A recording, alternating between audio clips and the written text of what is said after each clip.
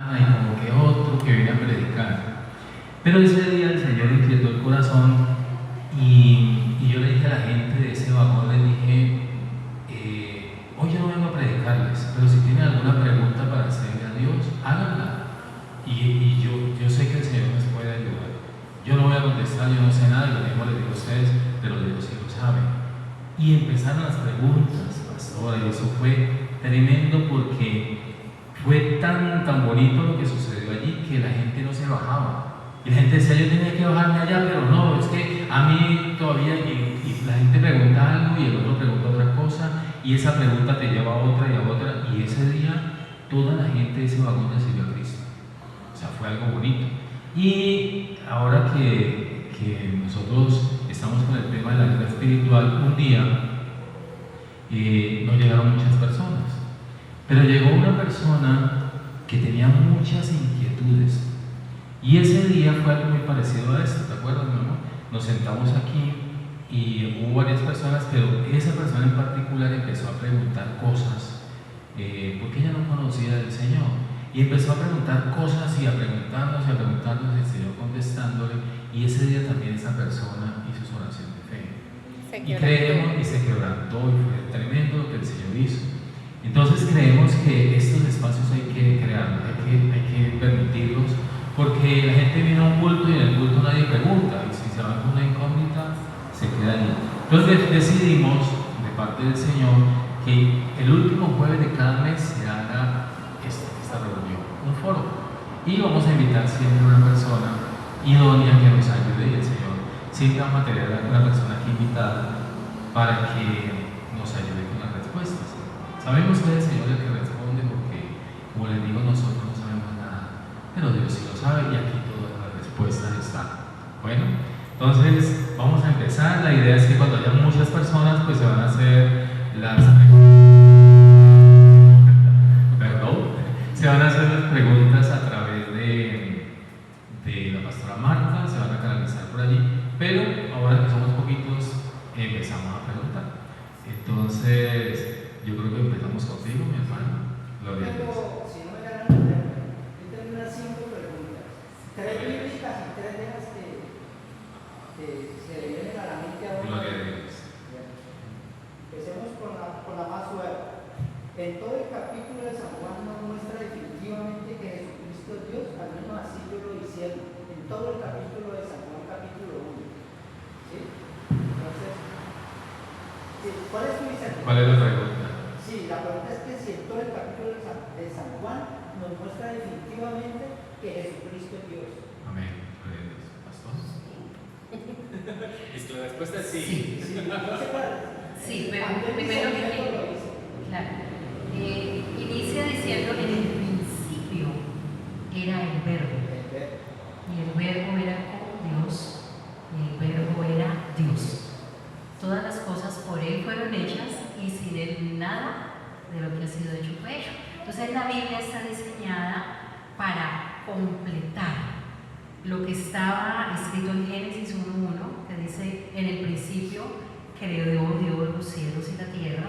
Ahí está hablando, en el principio estaba el verbo era con Dios y el verbo era Dios. Sigue todo el capítulo. Todo el capítulo, de hecho Juan es una luz, por eso Juan habla de Jesús es la luz del mundo. O sea, Juan introduce desde el comienzo hasta el final toda la narrativa de la deidad de Jesucristo. Pero también en Colosenses lo encuentras. Dice, Él es la imagen del Dios invisible, el primogénito de toda creación, porque en Él fueron creadas todas las cosas, las que están en el cielo y las que están en la tierra, sean dominios, sean principados, sean potestades, todo fue creado por Él y para Él. Y si nos vamos al Salmo, todo. Entonces lo que hace Juan, recuerda que es el discípulo amado, es el discípulo que comparte el corazón con Jesús, pero todos estos 3 años lo que hace es revelarse. Jesús viene a revelar al Padre y a revelar que Él es el Salvador, y solo podría ser Salvador si era Dios. Entonces sí confirma. Confirma que Jesucristo Es Dios. Amén. Bueno, y queremos sumarle también allí, y es que recuerda que Juan era el que estaba cerca de Jesús. De hecho, cuando nosotros, una persona viene por primera vez, le decimos, empiece a leer el Evangelio de Juan. Porque es que el Evangelio de Juan te muestra la vida realmente de Jesús. Y él se encarga de describir todo lo que, la vivencia, lo que el Señor vivió en la tierra. Y es que, ¿quién más lo podría escribir si no era Juan? Que estuvo allí pegadito de él, era el mimado del Señor allí pegadito, pues fue el único que estuvo, inclusive cuando fue a la cruz, porque los otros no estuvieron. De hecho, el privilegio de Juan haber muerto, pues de muerte natural, entre comillas, por allá aislado en una isla, pero no como los otros discípulos que murieron diferentes, espada y todo eso. Tanto así que el Señor nosotros leemos Apocalipsis, pero el nombre en griego es Revelaciones, en inglés y es la revelación que el Padre da de Jesucristo. Muy bien. Gloria a Dios. ¿Quién más tiene preguntas? ¿No? ¿No hay preguntas? ¿Cómo más? Bueno, empezar. Sí, mi hermano. Sigue con las preguntas. Es sobre todo el discernimiento mío de haber sido compartido. Es sobre Colosenses 2:14, sobre la guerra espiritual. El Señor Jesucristo anuló el acta de los decretos contra nosotros en la cruz y despojó las potestades y principados y los exhibió y triunfó para nosotros en la cruz. Pero la pregunta es, si nosotros no andamos en el señorío de Cristo, ellos tienen derecho igual sobre nosotros a acusarnos, como ocurrió con Pedro cuando los zarandearon. O sea, eso es como, ellos nos acusan, tienen ese derecho anterior, ¿no? de acusarnos. ¿Sí? Y si nosotros no andamos en el señorío de Cristo, tienen ese derecho sobre nosotros. Bueno, gloria a Dios por esa pregunta. Yo creo que esa pregunta nos la contesta Romanos 8. Acompáñame allí a Romanos 8. Gloria a Dios. Porque si es verdad que el Señor en esos 3 días que estuvo separado del Padre, la palabra dice que bajó a lo más profundo, y lo que hizo el Señor fue eso, ir por el acta de los decretos que nos era contrario, y eso hizo que ya las personas, los que creemos en el Señor, no vayamos a ninguna condenación, y así el maligno esté para acusarnos, porque la palabra de Dios dice que Él está ahí siempre para acusarnos. Nosotros ya no tenemos nada que hacer allí, o sea, ya el Señor lo hizo todo, y los que estamos en Cristo ya no vamos a ninguna condenación. Le damos Romanos 8:1. Dice, ahora pues, ninguna condenación hay para los que están en Cristo Jesús, los que no andan conforme a la carne, sino conforme al Espíritu.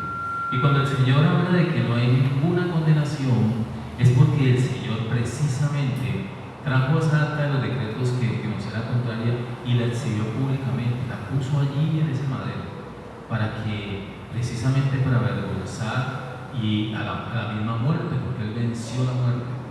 Así que por más que nosotros nos acusen, que el enemigo está ahí para acusar, Él va a acusarnos siempre, Él siempre va a estar acusándonos, porque a eso vino a Él, a hurtar, matar y destruir. Él siempre va a querer acusarnos a nosotros, pero no tiene ningún derecho con nosotros. Por eso cuando nosotros pecamos, de inmediato tenemos que arrepentirnos. Tenemos que estar siempre a paz con el Señor. Siempre vamos a pecar porque estamos en esta carne, pero tenemos que estar todo el tiempo a paz con el Señor. Yo añado, quiero que remontemos a una sala de juicio. Sí. Los que hemos estado en un juzgado, eso es real. Y dice, si alguno ha pecado, abogado tenemos para con el Padre, a Jesucristo el justo. Y Él es la propiciación por nuestros pecados. Entonces yo entiendo lo que están diciendo. La salvación, dice en Efesios, que es una salvación muy grande. O sea, el Señor da su sangre, cada gota de su sangre, que nosotros seamos salvos y expone públicamente al diablo, se le está diciendo ya. Automáticamente entramos, nosotros pasamos de ser criaturas cuando lo recibimos a ser hijos y como hijos herederos, herederos con Dios y coherederos con Cristo. Entonces, al tú nacer de nuevo, al tener el bautismo en el Espíritu Santo, al estar lleno de Dios, Dios nos da la capacidad de vivir una vida victoriosa.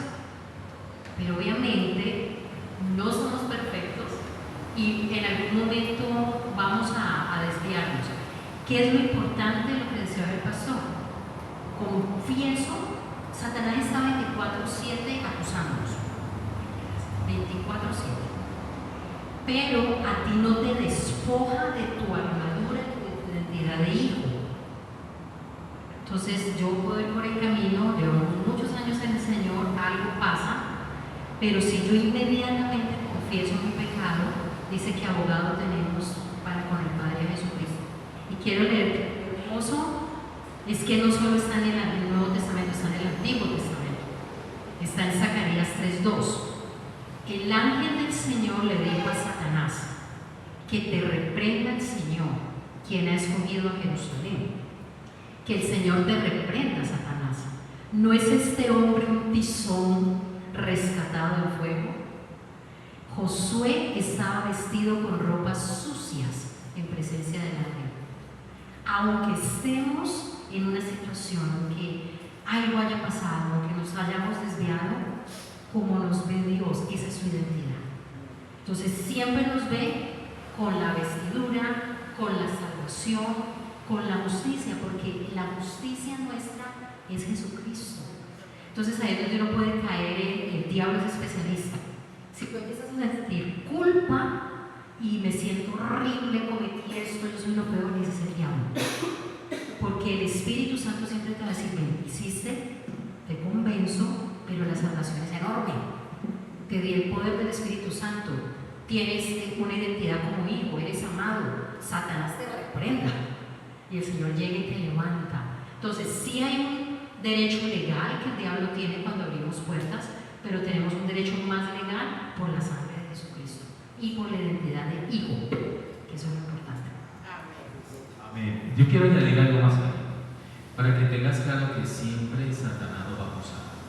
Desde Job, si vemos en Job 2, quiero leerlo, dice: aconteció que en otro día vinieron los hijos de Dios para presentarse delante de Jehová, y Satanás vino también entre ellos presentándose delante de Jehová. Y dijo Jehová a Satanás: ¿de dónde vienes?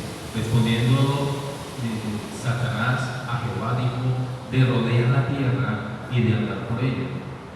Y Jehová dijo a Satanás: ¿no has considerado a mi siervo Job, que no hay otro como él en la tierra, ni varón perfecto y recto, temeroso de Dios y apartado del mal, y que todavía tiene su integridad aún cuando tú me iniciaste contra él para que lo arruinaras sin causa?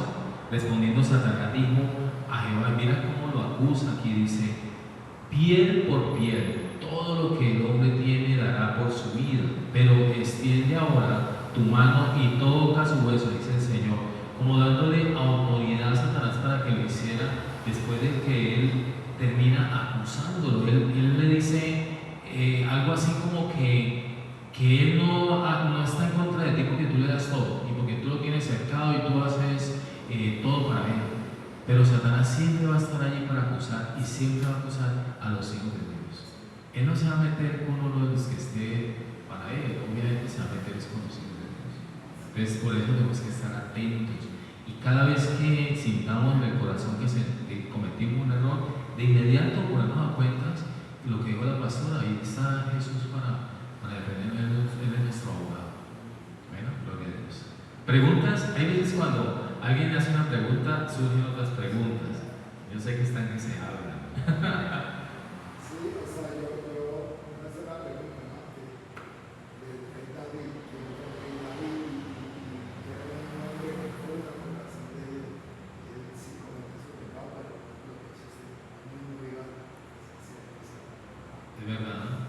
El rey David cometió muchos pecados y todos los conocemos, y graves delante del Señor. Pero él es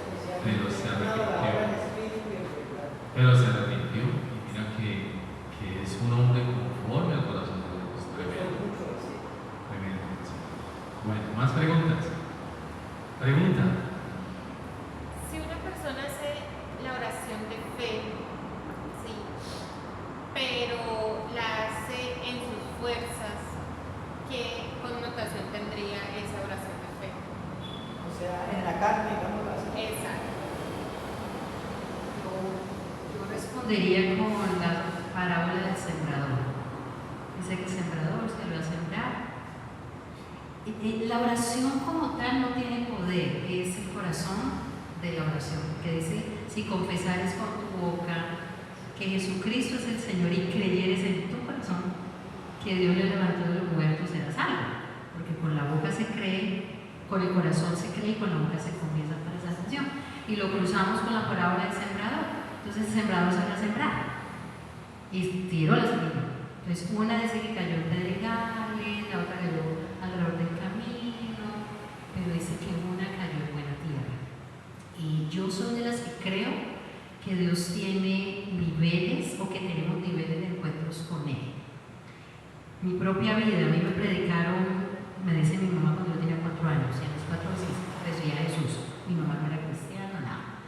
Por allá a los 14 me invitaron a un grupo y fui. Mi mejor amiga del colegio. Fue como hasta que hubo un momento donde el corazón y la semilla se encontraron.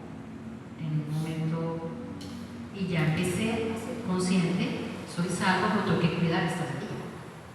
Porque el enemigo siempre va a querer arrebatarla, los afanes del signo. Entonces yo pienso que sería cruzar eso, la parábola del sembrador, para saber si realmente echa raíces. Es verdad, pero yo quiero añadir algo. Muchas personas, nosotros salimos y les predicamos allá afuera, y muchos hacen oración de fe, donde confiesan con su boca y hacen todo lo que aparentemente está escrito en la palabra. Pero Dios conoce el corazón. Y yo les pongo un ejemplo. Cuando uno va a un supermercado y hay una degustación allí, entonces supongamos que hay degustación de quesos. Entonces uno va y uno ve la degustación y uno coge un pedacito de queso y lo prueba. Delicioso, qué queso tan rico el que están vendiendo allí. Me voy a llevar una libra. Y entonces uno coge la libra de queso y la pone ahí y la lleva. Pero resulta que llega a la caja y dice, esa libra de queso vale 200.000 pesos.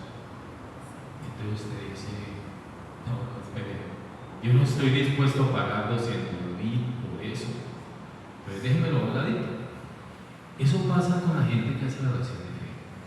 Hacen la oración de fe y sienten, pueden sentir allí presencia del Señor, porque es que están hablando con Dios y se sienten bien, hasta muchos se quebrantan.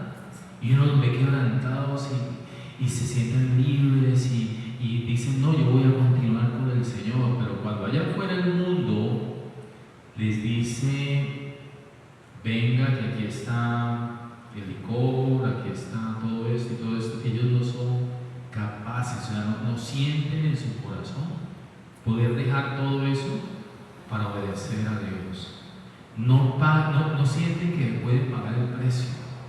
Y se quedan en el mundo, prefieren otras cosas superficiales, porque ellos no saben ellos no saben lo que están perdiendo. De hecho, por eso el Señor Jesús, cuando estaba ya muriendo en la cruz, pidió perdón al Padre y dijo, perdónalos porque ellos no saben lo que hacen, porque ellos no están dispuestos a pagar el precio. Yo creo que con Dios es todo o nada. No es solamente la oración de fe. Ahora, ese es el inicio. Y sabemos que el Espíritu Santo hace su obra, pero es necesario nacer de nuevo. Es necesario que haya un nuevo nacimiento. Y el nuevo nacimiento es eso: rendirnos y entregar nuestra voluntad para hacer la voluntad del Señor. Y ahí nace lo de nuevo. Es cuando decimos, ya no quiero un mundo, ya no quiero ni siquiera mi voluntad, quiero la voluntad de Dios.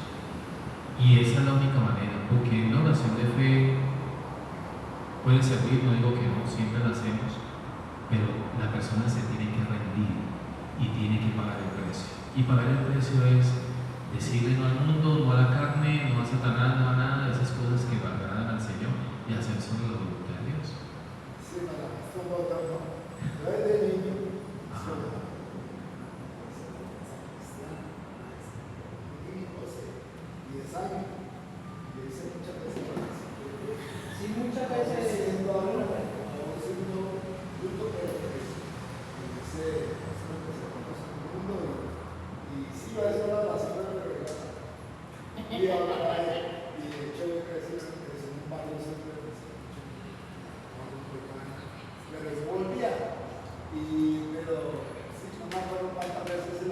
de fe. Hasta que llegó el día, después de tantos años, de 8 años, y ya le pasa pues por muchas cosas, pues, estrellarme con la vida y todo demás, y un día que pasó lo que usted dice, me cansé de todo eso, de accidentes, de puñaladas, de problemas, Ahí sí. de muchas cosas, ¿no? Problemas, de hospitales, clínicas y toda vaina, hasta que un día ya dije, no, pues ya que me queda buscar ahorita así de corazón, y eso es lo que hice. O sea, había dado la semilla, y tarde que temprano yo sufrí. Gloria a Dios. Podemos contar este y yo me quedo con este. Sí. Lo dejo en este. Lo dejo en este y nada, me quedo con este.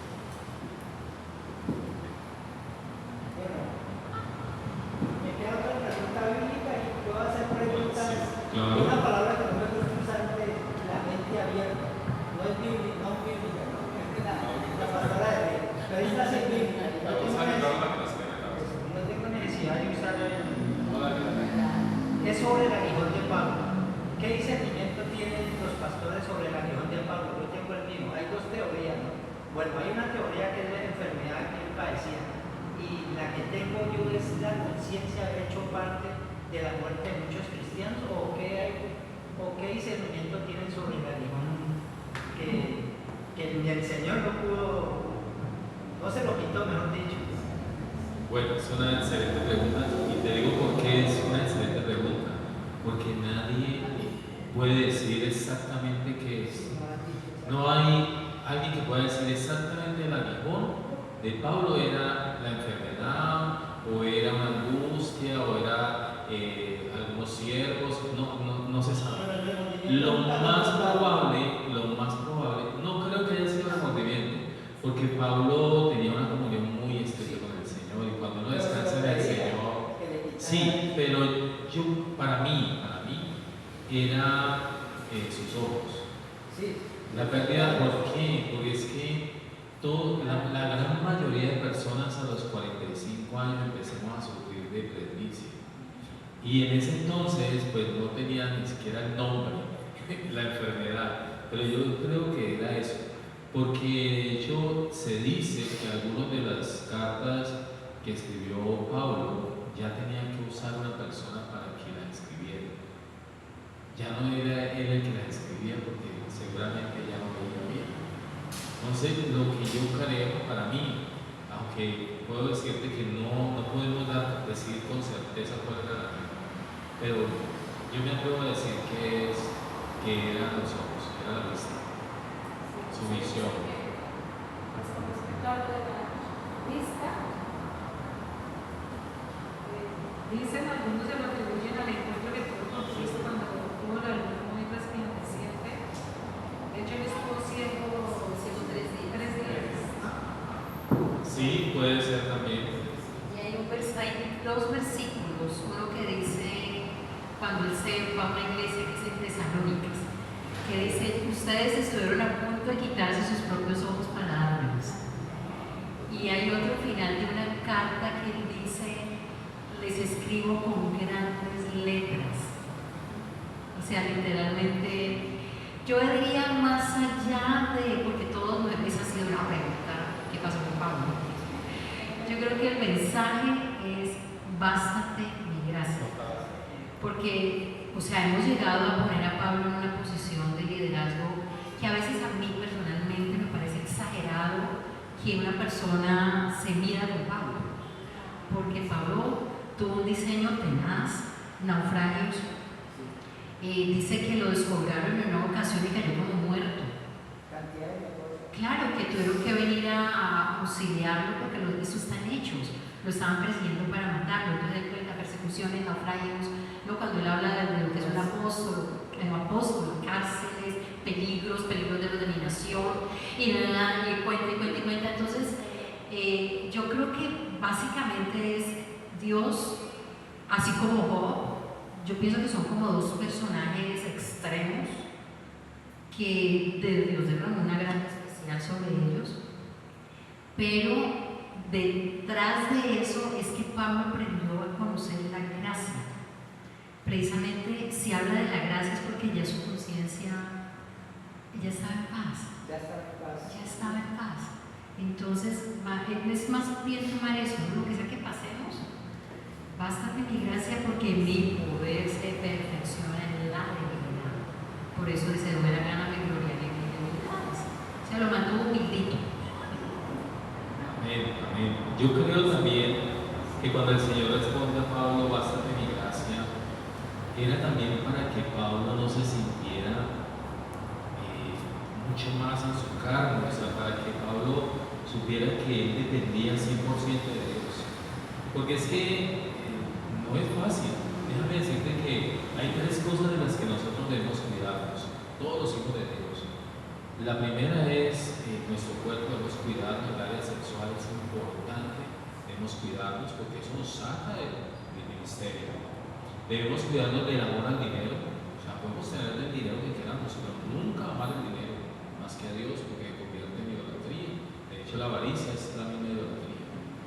Y la otra cosa es la vanagloria, la fama. Mira, todos nos volvemos famosos de una otra manera. Hay veces, pastor, ¿cómo le va? Yo ni quiero hacer aquí, me veo como que pastor. Y yo no sé, y eso le podía pasar a Pablo.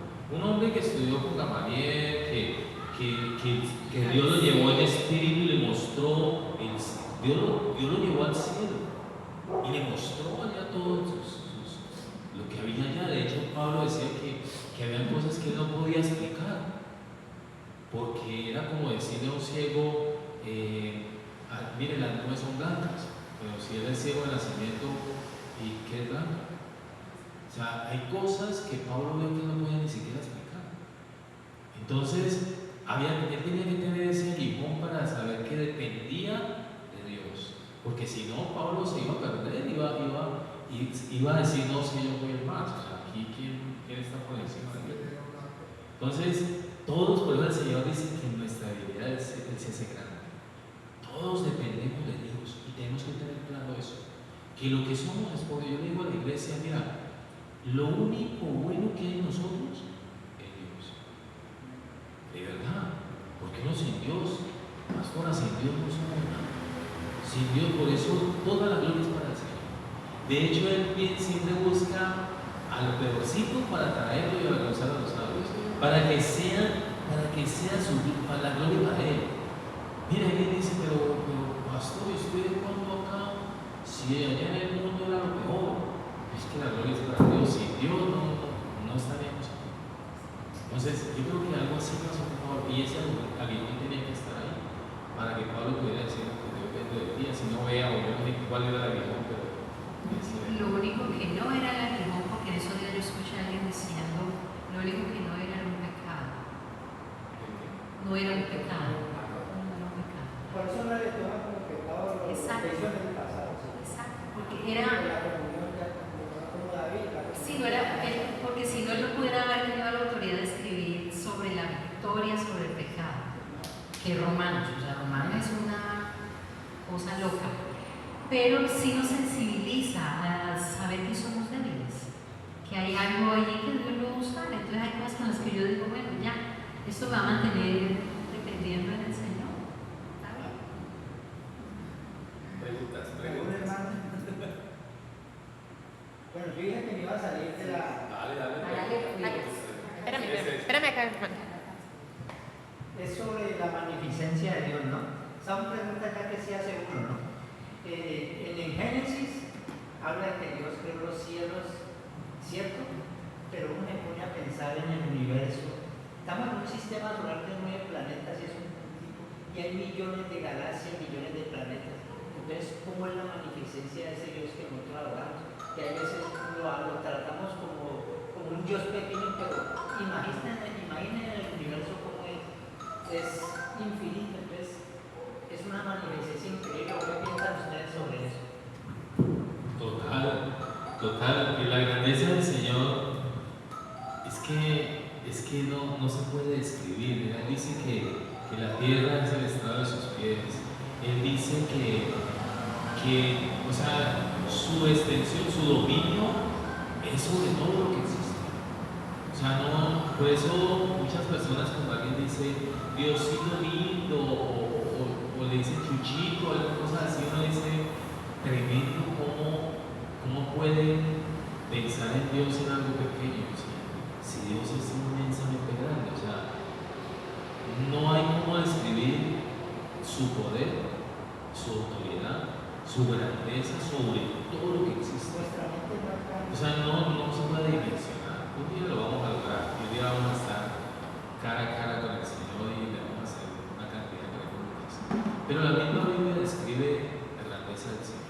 Desde Job, desde el principio, desde la creación y todo lo que existe. Es que no hay nada ni nadie por encima de Él. Es el gran yo soy. Y eso lo define todo. El gran yo soy. Yo soy el que soy. Por eso Dios es espíritu. Y cuando Jesús le habla a Nicodemo dijo, ya estaba en China. Y es imposible entrar en la dimensión de Dios porque dice el hombre natural no percibe las cosas que son del espíritu, porque para él son locura y se pueden discernir solo espiritualmente.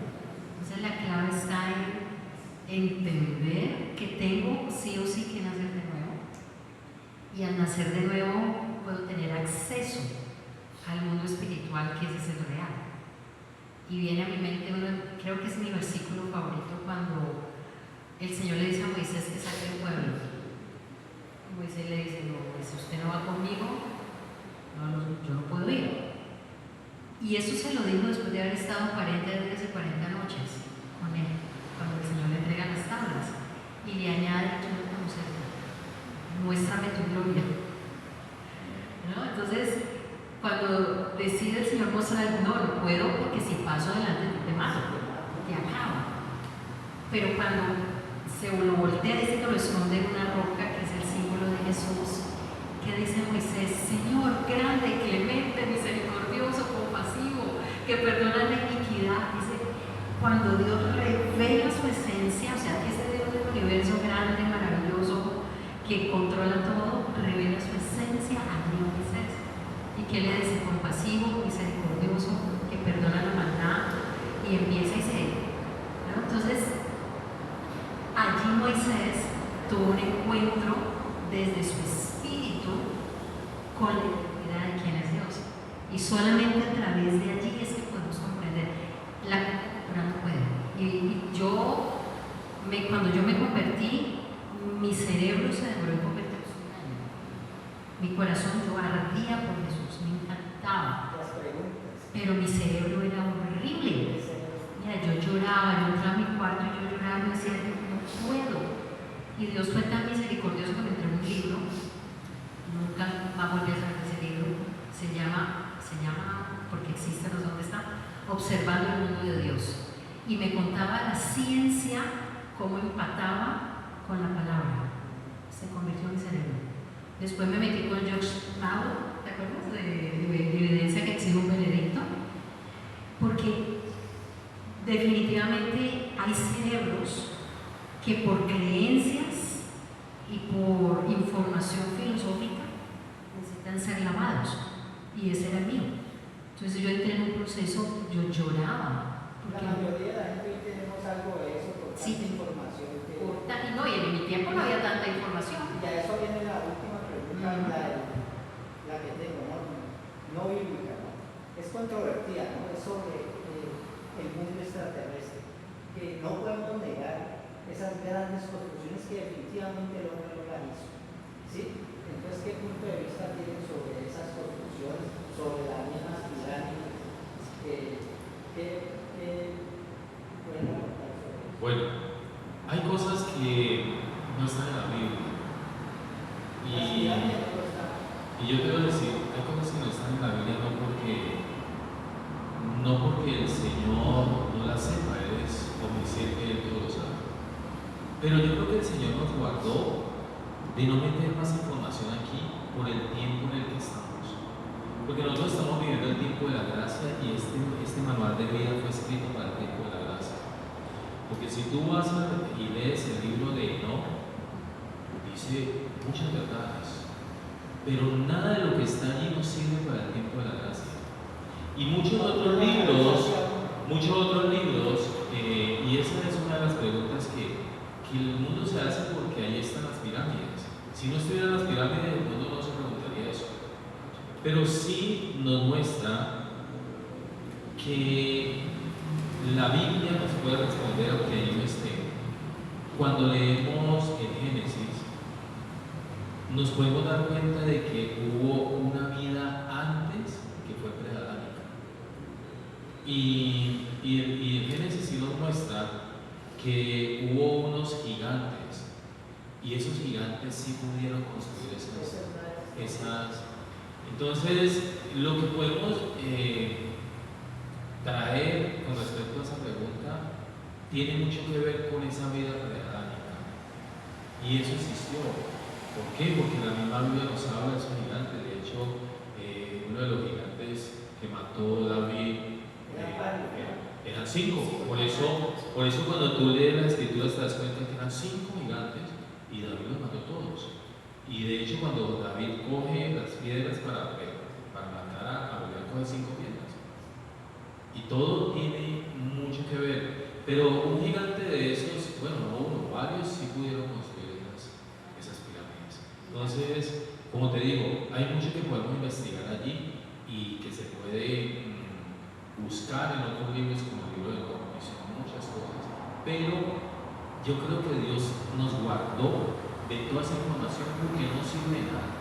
Nosotros, eso nos traería una cantidad de cosas que para este tiempo de la gracia no lo necesitamos. Realmente Jesús fue a la cruz, murió por nosotros y estamos viviendo uno de los tiempos. Y todo esto de la Biblia, todas las dispensaciones fueron mucho más difíciles que la nuestra. Nosotros somos unos privilegiados por estar en la dispensación de la gracia. Jesús pagó por todo. Ya estamos peleando en contra de un enemigo que ya está derrotado, vencido. Y lo único que nosotros necesitamos es tener fe en el Señor y creer, y Él lo hace todo. Lo único trabajo de nosotros es creer. Pero si nosotros ponemos nuestra mente en todas esas otras cosas, pues sí, por curiosidad humana y por todo, pero realmente eso no lo necesitamos en este tiempo de la gracia. Enfoquémonos en nuestra salvación, que esa es otra cosa que en estudio de vida de la iglesia, que si se pierde o no se pierde. Yo le decía al hermanito, mira, si tú estás preocupado, pues si se pierde o no se pierde es porque está en pecado, así que arrepiente, porque que se pierda o no se pierda la salvación no es, lo importante es caminar con el Señor, rendirle y que el Señor esté con nosotros. Yo creo que no se pierde, pero eso no nos sirve de nada si se pierde o no se pierde. Lo importante es que tú camines derecho con el Señor. Sí, yo añadiría respaldando lo que tú dices, y viene primera Timoteo, dice: en los últimos tiempos serán tiempos peligrosos, porque habrá hombres amadores de sí mismos, vanagloriosos, avaros, bla, bla. Entonces, hay estos tiempos, una de las características es el engaño. Estamos en los últimos tiempos. Eso no hay nada que suponer, es muy cierto. ¿Y qué se va a usar o qué va a usar el enemigo para distraer? Este tema. Porque la gente necesita, dice que va a haber en los últimos tiempos como estudio, y nos gustan las sensaciones y nos gusta, pero claro, le encanta. Y la verdad es que sí, hay un mundo, como hablábamos ahorita, el mundo espiritual. Satanás en este mundo es de luz. Hay una actividad, por eso cuando habla Pablo, él habla de principados, gobernadores, potestades, huestes espirituales. Si lo cruzamos con Apocalipsis, vemos que hay figuras, hay tipos, y eso se va a ver. Entonces, si yo entiendo, no desconozco lo que está pasando, no desconozco que, como dice Daniel, la ciencia aumentará. Hoy yo no veo televisión, no tengo Netflix, no porque soy más espiritual, sino porque tengo mucho que estudiar. Pero hoy estaba scrolleando en Instagram y apareció una película que va a salir, no sé si ya salió. No, yo la pedí a mi hijo, no es colombiana, es mexicana. De una familia que se le muere a la niña y adoptan un robot. Entonces, miren pero no era ni siquiera adopción, era una réplica de su hija. idéntica, exacto. Era su hija Su hija. convertida en un robot. Hacen un robot imitando a ella. Entonces, si entendemos los últimos tiempos, habrá hombres amadores de sí mismos, y será como en los días de Noé, se casarán, se darán en casamiento. Entonces, no ignoramos lo que está pasando y con mayor razón velamos, ¿no? El llamado es a velar y estar en la jugada, porque mañana, de hecho la Biblia dice, cuando digan allí viene Jesús, pilas. Cuando digan apareció por el norte, cuidado. Cuando digan vino tal ángel, cuidado. Porque estas filosofías se van infiltrando así. Entonces van distrayendo a la iglesia. Sí, la Biblia, en lo que decía el pastor, yo me leí el libro de Enoch, y Enoch creo que corre la cortina y nos cuenta cómo fueron los Nephilim, cómo fueron los Watchers. Les enseñaron a las primeras culturas y a las primeras naciones a hacer, les revelaron cosas, pero es que Satanás desde el comienzo, esa ha sido su función: hurtar, matar, destruir y imitar. Cuando Moisés vino a hacer todas las demostraciones delante del faraón, ¿recuerdan? Deja ir a mi pueblo. Los adivinos, los magos, hasta que llegó un punto que dijo no pudo. Entonces, no desconocemos, no ignoramos, la ciencia aumenta, la inteligencia artificial aumenta, estas películas se nos están metiendo y esto se nos metió hace rato.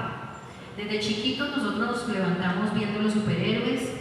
Yo no es que diga que no los veamos, que seamos fanáticos, pero nos han ido preparando para una generación que se va a levantar al final de los tiempos.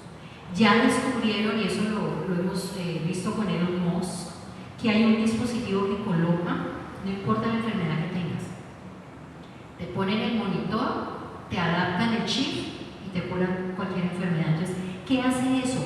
Todo nos va desviando de la fuente de sanidad, de la fuente de vida. Entonces, tú tienes un problema con horario, listo, listado chido. ¿Quieres ser perfecto? ¿Cómo quieren los hijos? Genéticamente estamos viviendo con lo que dice la palabra. La ciencia aumentará como nunca. La gente tiene más años, tiene más vida, tiene más posibilidades, y lo que están haciendo es manipular los genes, manipular para que la gente no necesite a Dios. Ahí es lo que está detrás. Entonces, le ponen el extraterrestre para que usted se meta para lo espiritual, le ponen la inteligencia artificial, le ponen la genética, le ponen el genoma, y todo lo único que hace eso es desviarnos de la fuente que es el Señor.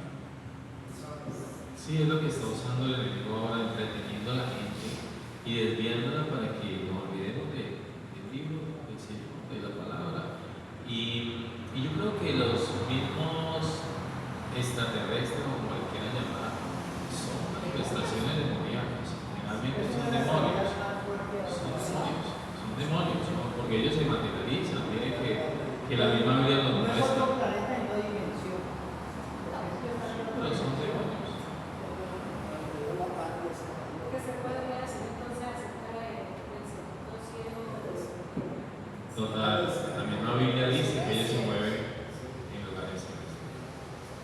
Hace poco una persona me hizo una pregunta, me decía si Dios es omnisciente, omnipotente, todo lo sabe, todo lo puede, y él ya sabía que Satanás se iba a levantar, ¿por qué lo permitió? La pregunta que siempre hacen, ¿no? ¿Por qué Dios creó al diablo? No, lo que pasa es que el Señor nos hizo libres. Somos libres de elegir entre lo bueno y lo malo. Y claro que Dios es omnisciente y Él todo lo sabe. Y Él sabía lo que iba a pasar con ese querubín, con ese ser que inclusive no se llamaba Satanás, sino era un ángel de luz, por eso se llamaba Lucifer. Pero Él lo hizo libre y Él sabía lo que iba a pasar. Pero el Señor permite cosas precisamente porque teníamos que estar nosotros aquí en medio de lobos.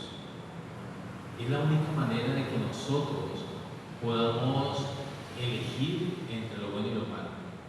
Finalmente, Dios podría acabar con Satanás en cualquier momento, pero Él lo hace en el tiempo preciso. Y está escrito que lo va a poner, inclusive le va a dar una oportunidad, lo va a poner un día del Señor, 1000 años, Satanás va a estar preso, porque esa es la palabra del Señor. Y luego Él no se va a arrepentir y va a ir al lago de fuego y va a estar allá, porque no, y va a ir a una condenación La eterna. clave está en el libro albedrío. Pero la clave, y mira que yo a veces soy un poco fuerte con la palabra y me gusta hacerlo porque es la única manera de ser libres. Y yo le digo a la iglesia, renunciemos al libre albedrío. El Señor nos hizo libres y nos dio un libre albedrío. Pero qué bueno que podamos renunciar a nuestra voluntad. Señor, yo no quiero el libre albedrío que me dice, gracias por hacerme libre. Pero ahora yo quiero estar contigo en ti. Yo quiero ser tu esclavo y hacer solo tu voluntad. Porque es que mira, ¿cómo no hacer la voluntad de alguien que es omnisciente, omnipotente, omnipresente? Si yo hago solo la voluntad del Señor, pues nunca me equivoco. Nunca me voy a equivocar. Ahora, es difícil hacer solo la voluntad del Señor porque estamos en un cuerpo de carne. Pero qué bueno que nosotros podamos siempre tener claro que aunque el Señor nos hizo libres para elegir entre lo bueno y lo malo, pues decidamos hacer lo bueno. Y lo bueno no está ni en el mundo, ni siquiera en nuestras emociones, sino que lo bueno está en lo que Dios dice que hagamos. Lo bueno está en lo que Dios dice que hagamos. Yo también añadiría acá, viene a mi mente Job. Dice que, o sea, Dios, yo creo que al final el deseo de Dios es que le amemos por quien sea. Y vuelvo y pienso, bueno, yo vengo a una iglesia donde se machacó bastante en los últimos tiempos, pero me bendijo y me generó una profundidad de entender que pase lo que pase, he decidido amarlo y adorarlo. Entonces ahí viene la escena, viene Satanás. Adán y Eva tuvieron la oportunidad de pase lo que pase. Puedo escogerlo, ¿no? Puedo decidir obedecer. Job tuvo esa oportunidad, todo lo que pasó, pero dice que al final Dios no le atribuyó pecado. Nosotros vamos a tener persecuciones por ser cristianos. Es que en ese momento estás tranquilo y viene un avivamiento, viene un mover de Dios, viene una cosecha, pero en otros países eso representa tu vida. Entonces, ¿hasta dónde vamos a decir como ese Apocalipsis y no amar sus vidas hasta la muerte? Es lo que tú dices, ¿no? Del libre albedrío. Entonces, ¿hasta dónde llevo mi vida a decir? Y uno no va a la muerte física de la noche a la mañana, son todos los días esas muertes, muero a mí, ¿no? A mi deseo, a mí, pero lo hago por amor y con la visión más amplia, como Abraham. Abraham pasó por la tierra prometida y no le disfrutó.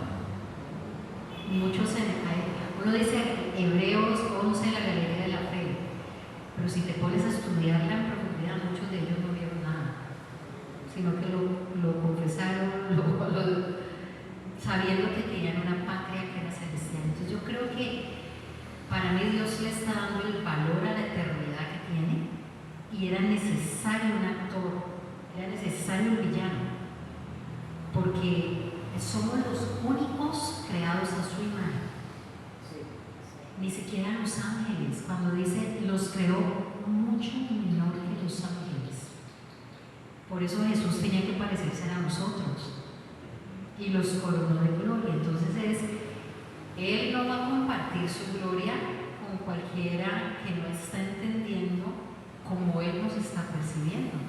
Pues por algo tiene que ser villano.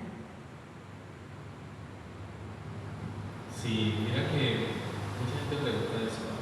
Bueno, y si Dios sabía, la pregunta la pastora, si Dios sabía que Él iba a ser Satanás, ¿por qué lo permitió? Yo creo que si Dios hubiera permitido pues, ¿cómo debería la vida de nosotros? Porque es que Dios no creó robots. Bueno, voy a crear a mi hermano para que solo me ame a mí, y no se equivoque en nada. No nos hizo libres. Si no hubiera libertad, no pasaría nada. Pero bueno, eso nos sirve. Yo siento que nosotros aquí en la tierra estamos como cuando te pones un colador y empiezas a sacar lo malo, ¿sí? Y que queda allí lo que se necesita. Y los que hemos entendido y amamos al Señor, como los que estamos aquí, que sé que amamos al Señor por encima hasta de nuestra propia vida, somos los que vamos a llegar a la meta, esa carrera que estamos corriendo. Porque no hay otra forma, tenemos que ser probados. ¿Y de qué otra forma seríamos probados si no a través del pecado, todo lo que ocurre? Y cuando vemos el antes y el después de nosotros, vemos que muchas cosas que nosotros vivimos no muy buenas fueron necesarias. Y el Señor las permitió porque Él siempre estuvo allí. Pero fueron necesarias para que hoy día nosotros podamos estar firmes en la fe, sabiendo que la única respuesta y el único camino de la vida finalmente es Cristo. Y no lo sabríamos si no hubiera nada. También hace una pregunta que no es bíblica, que dice hermano, le dice lo que dice que era una resignación de nosotros. Pero no era que yo le dio tanto para el diablo que no era la enseñanza de Dios, porque dice que era más la echada. Esa pregunta es muy buena. Hay dos imágenes, porque Dios es espíritu y esos seres tienen su imagen espiritual, pero nosotros fuimos creados desde el corazón para ser amados. Entonces compartimos, por eso Jesús comparte exactamente, cuando lo vemos en el cielo tiene nuestra apariencia. Dice en Filipenses, tomando forma de siervo, esa dice metamorfo, o sea, se cambió de la imagen que tendría antes de deidad a eso. Entonces compartimos esas dos, por eso Él tiene, en hebreo dice que Él se compadece de nosotros, porque sabe este material, el polvo, el barro, pero allí sopló su imagen de amor, su imagen de misericordia, por eso son los redimibles. Los ángeles no, ellos son poderosos, dice. Claro, y ellos no pueden entender y son llenos de, o sea, son fuertes, son poderosos. Por eso la salvación es una cosa tan loca, porque siendo débil, o sea, haciéndose débil, haciéndose siervo, haciéndose esclavo, es que viene la redención. No es desde el poder, que eso es lo que trae Satanás, sino que es desde el quebranto. Pero sí son dos esencias, lo espiritual y lo natural. Como querubines se puede decir que pues era querubín, ¿no? Era querubín. Se dice que también había ellos como seres especiales, como querubines, serafines, y en la jerarquía pues ellos también tenían jerarquía. Todos. Todo, o sea, Dios, esa es su esencia. Lo que les cantabas hoy, somos libres, esa es la esencia de cada uno. La última pregunta bíblica, ¿no? Sobre algo bonito que leí sobre el hebreo, sobre el sacerdocio y el sacerdote Melquisedec. Era Jesucristo y algo sobre el sacerdocio que nos comparte. Sí, mira. Todos, cuando se habla de Melquisedec, sabemos que está representando a Cristo. O sea, ¿Era Cristo o estaba representando? a ver, lo que pasa es que cuando la Biblia habla, desde el Génesis, cuando se habla de Melquisedec, no se dice Cristo, pero todo lo que muestra es la imagen de Jesús. Recuerda que toda la Biblia es cristocéntrica. Desde el Génesis hasta el Apocalipsis está mostrando a Cristo. Y por eso hay tipos. Para mí, Melquisedec es un tipo de Cristo. Entonces, cuando se habla de tipología, vemos que hay muchos tipos. Hay muchos tipos de Cristo. Entonces, No sé si eran epifanías. Epifanías eran apariciones de Jesucristo antes de aparecer en cuerpo. Y los otros son tipos, Moisés, Josué, David. Pero nosotros tenemos que seguirnos a eso. Es el orden de Melquisedec. Porque si no, vendrían otras doctrinas y cosas vanas que nos desviarían del camino. Por eso es importante que nosotros estemos firmes en la roca. Nuestra mirada siempre tiene que estar puesta en Cristo. Porque si no, vienen otras doctrinas y vienen a acabar de dañar. Es importante también que cuando se hagan estas reuniones sean con personas que de verdad estemos comprometidos y estemos hablando conforme a la palabra. Porque por eso han nacido sectas, ¿no? Personas que se han reunido y no tienen el conocimiento y viene Satanás y daña todo y ahí nacen pues tantas doctrinas falsas. Es importante eso. Pero sí, claro, a Cristo. ¿Otra pregunta? ¿Preguntas? Bueno, si no preguntan, sigo preguntando. Sí. Mi familia, mi hermana sirve en amor y fe y mi hermano es testigo de Jehová. Entonces uno para no causar muchas cosas que no, pero por ser familia y por no causar divisiones, trato como de seguir la corriente. ¿Qué opinan sobre eso?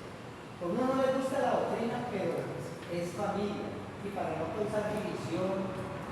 Entonces, de pronto uno más bien no toca temas de la Biblia que va a salir. Yo pienso que sabe. Primero, el siervo del Señor no debe ser contencioso, sino amable. Dice Timoteo, pero hay que estar preparados para poner un fundamento de por qué crees y la esperanza que está en ti. Y hay otro versículo que habla de por encima de todo el amor, ¿no? Entonces yo digo, si la motivación es el amor, si yo veo que hay una apertura, ¿no? Y también dice Pablo, no discutan sobre fábulas, porque el siervo del Señor no es el contencioso, sino hablarle apto para enseñar. Entonces yo pienso que si yo, esta es mi posición, si un testigo de Jehová viene a mí con un corazón abierto y me dice, quiero entender la esperanza que hay en nosotros, ¿por qué amo a Jesús tanto? Pero si veo que es para contención y para debates, yo no me va a ir, ni siquiera es bíblico. Entonces, amamos al Señor. Yo creo que en ese caso, mi hermano, la prédica es con tu testimonio, es con lo que el Señor ha mostrado, porque es que, a ver, yo he hablado con muchos testigos de Jehová. De hecho, les quiero contar algo. Yo tenía como 6 meses de haber conocido al Señor y estaba con ese fuego en mi corazón y yo quería devorarme la Biblia y estaba en eso. Cuando un día llegó, yo ya estaba participando, iba a unos grupos en ese entonces que se llamaban Casas de Fe. Entonces yo iba allá a esa Casa de Fe y cuando yo llegué allá, llegué temprano y la reunión empezaba a las 6 de la tarde y yo llegué como a las 5 a acomodar sillas con ese fuego que tenía, ese amor por el Señor. Entonces llegaron como 3 personas, yo dije, llegaron gente, temprano llegó gente a la reunión. Y resulta que no, ellos venían a predicar, que eran testigos de Jehová. Entonces se sentaron allí y ¿qué es lo que hacen aquí? Entonces le digo, no, aquí predicamos la palabra y ahora hay una reunión a las 6. Entonces, no, es que nosotros venimos a compartir, ustedes sí, nosotros somos testigos de Jehová. Entonces empezaron a hablar su doctrina y yo no conocía mucho al Señor, pero yo empecé con mis argumentos, ¿sí?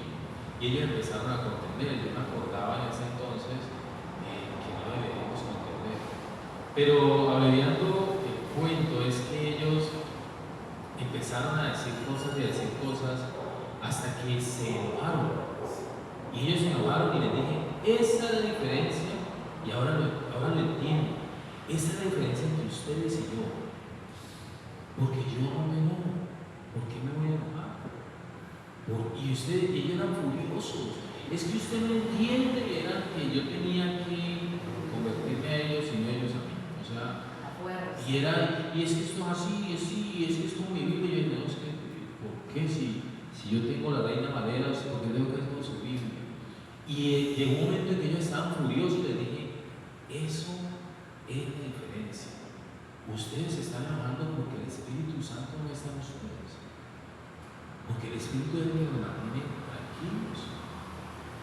Por más que nos escupan la cara, nosotros estamos tranquilos. Yo digo, yo llevo 15 años, pastor, a conocer al Señor. Soy un muchachito todavía en Cristo. Pero 15 años donde no me enojaba a Dios. No me enojo por nada y puede pasar lo que sea. Y no me enojo, el enojo no está en nosotros los hijos de Dios. Pero en ellos sí. Entonces, es la contienda, eso no puede suceder. No puede haber. Entonces, yo creo que en tu caso, él aplica. Tranquilo, si te dicen Pero algo. una buena relación. Exacto.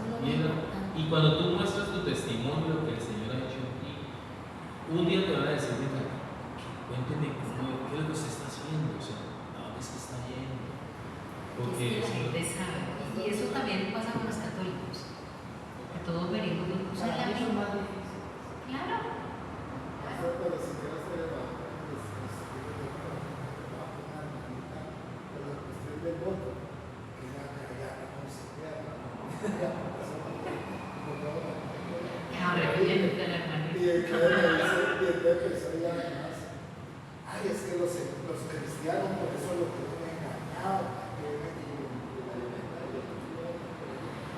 yo soy de esta política, yo soy cristiano. sí, ahora se está dando eso. Y eso es lo que quiere Satanás. Satanás quiere que la gente se pelee por políticos. Mira, nosotros nos corresponde orar. Y obviamente, si vamos a votar, votemos por alguien que esté temeroso del Señor. Y que veamos por los frutos, los conoceréis. Si hay alguien que está en contra de la vida, pues no vote por la persona. Por la persona que. Por cierto, pastor, el domingo hay culto. Sí, claro. Hacemos el de la mañana, y de la tarde no, para que la gente pueda ir por seguridad.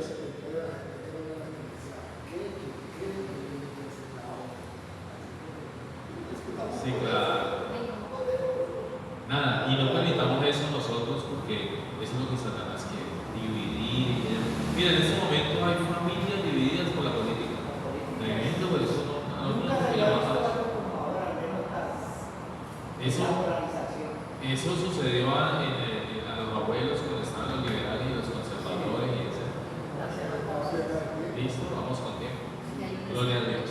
Bueno, la última pregunta.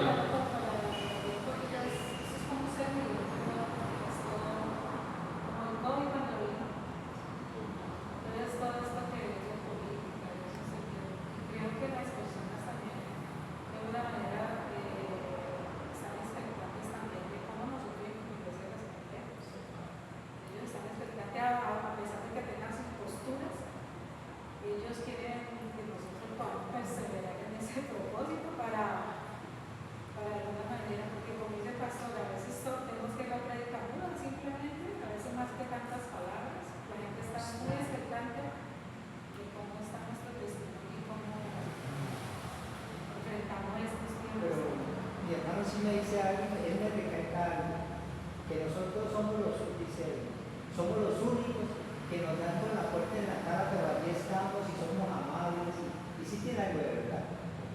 Ellos la toca de puertas y lo que les sale es cosa tremenda. Bueno, entonces me gustaría que para cerrar le diéramos un mensaje a esas personas que apenas están caminando con Cristo y para las que todavía no lo conocen, ¿qué recomendaciones podríamos dar? Bueno, primeramente, la mejor decisión que he tomado en mi vida es conocer al Señor. Lo conozco hace 34, 35 años y es como si lo hubiera conocido.